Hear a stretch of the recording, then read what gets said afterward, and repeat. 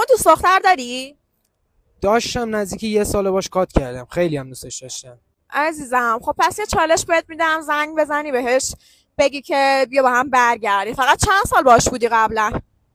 3-4 سالی شد، ولی این چالشی که داری میگی خیلی وقت گذشته.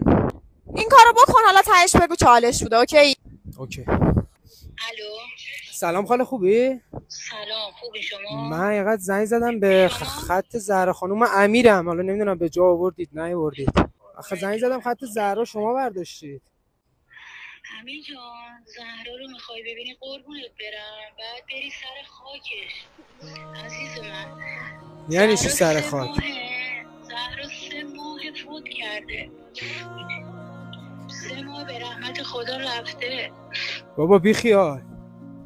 به خدا خاله، میخوای ببینی بعد بری سر خاکش. بابا فوت کرده یعنی چی؟